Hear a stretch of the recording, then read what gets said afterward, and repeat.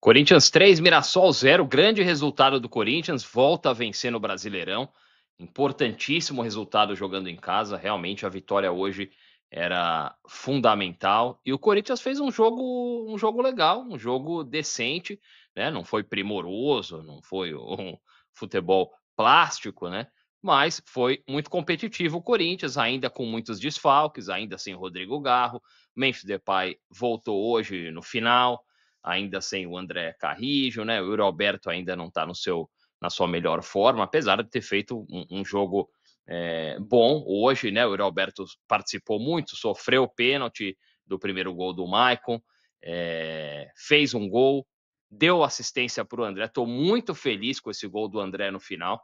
Muito feliz, esse menino parece ser muito bom de bola, e o mais importante, eu frisei isso quando ele entrou naquele jogo contra o Fluminense, que é um jogador que tem porte físico, né? Porte de jogador aí moderno, né? Que vai e volta, que tem gás, que tem né? Porte mesmo para participar desses duelos físicos, né? E ganhar um jogador jovem. Vamos ver se ele tem mais espaço aí.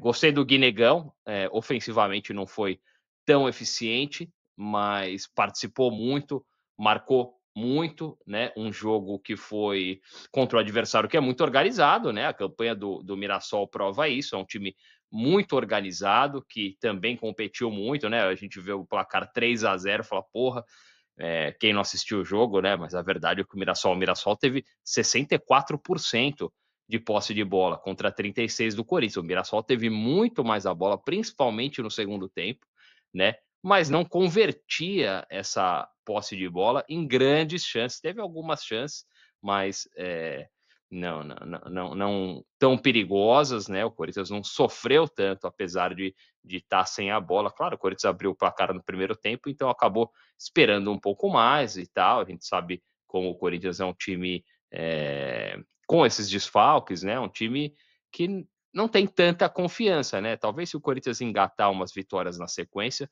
o time adquira um pouco mais de confiança e comece a propor mais o jogo. Não é o caso ainda, mas tem funcionado. O Corinthians já merecia ter vencido o Internacional na última rodada, se não fosse aquele absurdo daquele pênalti que o VAR apitou aos 50, 60 minutos do segundo tempo. O Corinthians merecia melhor sorte contra o Flamengo, teve o pênalti do Yuri Alberto, teve desatenção ali em determinados momentos. O Corinthians poderia ter feito mais do que um gol ali até no primeiro tempo contra o Flamengo. Enfim, o Corinthians não vem jogando mal, o Corinthians vai adquirindo um padrão de jogo, o Corinthians vai entendendo melhor a comissão técnica, né, o Dorival Júnior, que hoje não estava no banco, estava suspenso, vai entendendo melhor como utilizar esse elenco, que não é um elenco vasto, que é um elenco que tem problemas, e agora, finalmente, né, algo que eu cobrava há muito tempo, porque o Corinthians, nesse elenco, tem muitos jogadores, alguns até caros aí, que não tem a menor condição de vestir a camisa do Corinthians, o Charles, o Thales Magno, entre outros aí, o Félix Torres, e aí a gente tem visto jogadores jovens, o Tchoca jogou de novo hoje, né? O André entrou, o Guinegão, enfim, jogadores aí que o Kaique, né? Hoje não jogou, mas que vem tendo oportunidades. É melhor utilizar a base do que esses jogadores aí, nota 3, 4 aí, que ainda custam muito dinheiro. O caso do Félix Torres, que rendeu até um transfer ban para o Corinthians. Então, é muito legal ver esses meninos da base terem oportunidade. Acho que esse é o caminho para o Corinthians. O próximo jogo contra o Santos, um jogo aí que vai ser muito importante para o Corinthians, justamente naquilo que eu falei de adquirir confiança, né? Se o Corinthians realmente. Agora o Corinthians está com 33 pontos, está na 10ª posição. Uma vitória contra o Santos já dá um salto aí, já fica. A coisa já vai ficando mais clara em termos de rebaixamento, né? A gente caminhando aí para a 27ª, próxima rodada já é 28ª.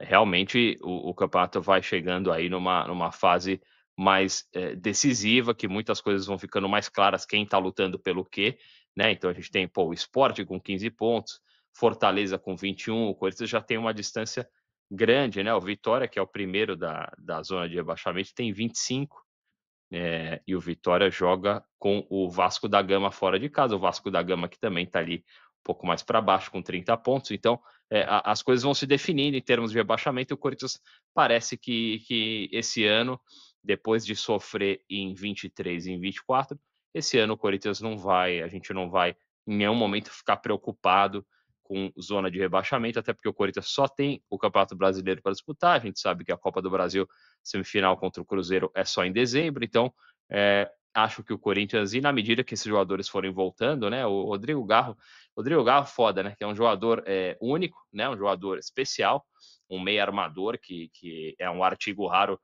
no mundo, né? Para todos os times do mundo, praticamente, e não são muitos times hoje que podem dizer que tem um meio armador de qualidade, a qualidade do Rodrigo Garro.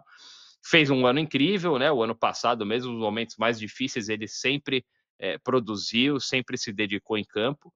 E esse ano, um ano difícil para ele, né? Teve aquele acidente ainda nas férias lá, que morreu o motoqueiro, já foi, parece que psicologicamente deu uma balada nele, e aí contusões, né? A contusão no joelho, que nunca ficou muito claro o que era, e ele, a verdade é que ele não conseguiu ter sequência esse ano. É um jogador que não tem substituto, né? O Breno Bidon está fazendo a função, está tentando ali. É um jogador que tem qualidade. O Breno Bidon, eu acho que é um jogador que tem qualidade, mas que fisicamente tem um problema aí, né, para competir, porque realmente o futebol é muito físico e o Breno Bidon tem um corpinho de criança, fica muito difícil.